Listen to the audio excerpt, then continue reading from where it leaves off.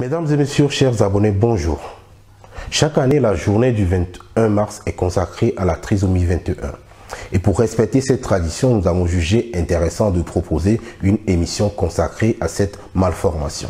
Dans cette émission, nous aborderons donc les causes de la trisomie 21, mais également les manifestations. La question que vous vous posez certainement est qu'on guérit de cette malformation? Eh bien, restez jusqu'à la fin, nous y répondrons. À très bientôt, juste après le générique.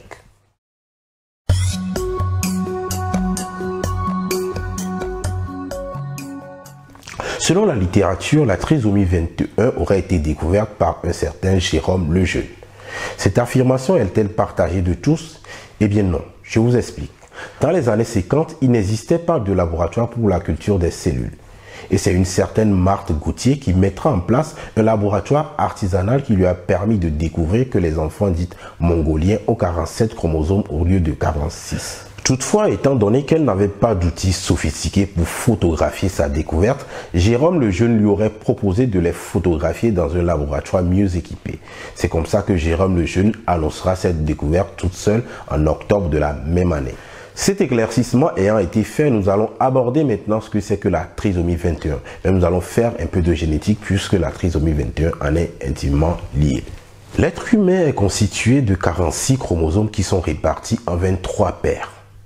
Parmi ces 23 paires, 22 sont dites autosomes, c'est-à-dire des chromosomes non sexuels, et une paire est dite gonosome, c'est-à-dire des chromosomes sexuels.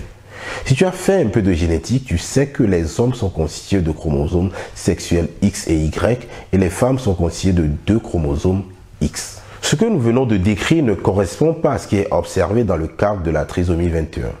Chez les personnes trisomiques, alors que tous les chromosomes sont en double exemplaire, le chromosome 21 lui l'est en 3 exemplaires, ce qui fait que les personnes trisomiques ont 47 chromosomes au lieu de 46.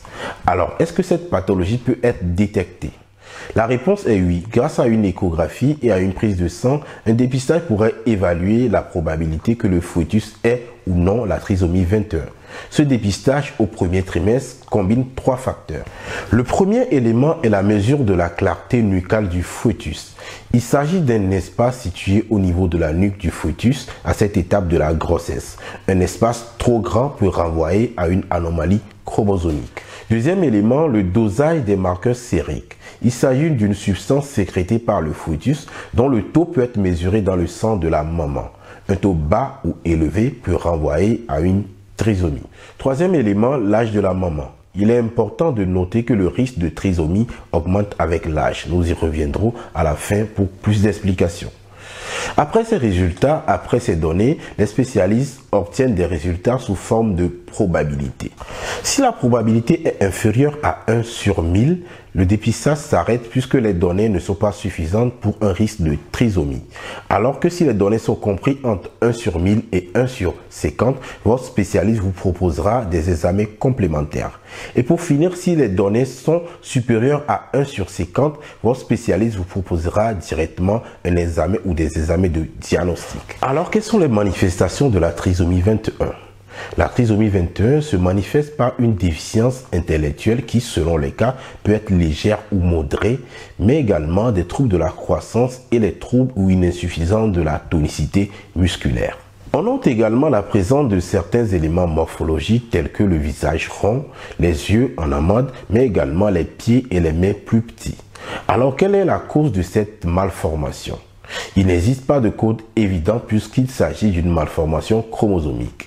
Toutefois, l'âge de la mère peut avoir une incidence comme nous l'avons précédemment vu. En effet, la probabilité pour que l'enfant soit porteur de trisomie augmente avec l'âge, surtout à partir de 35 ans. Cette probabilité passe de 1 pour 1000 chez les femmes de moins de 30 ans à 1 sur 300 pour les femmes de 35 ans, à 1 sur 60 pour celles de 40 ans et à 1 sur 15 pour les femmes de 45 ans et plus. Voilà, mesdames et messieurs, ce sera tout pour aujourd'hui. J'espère qu'elle vous aura plu. N'hésitez pas à partager autour de vous pour faire connaître cette chaîne. À très bientôt pour un nouveau sujet. Au revoir.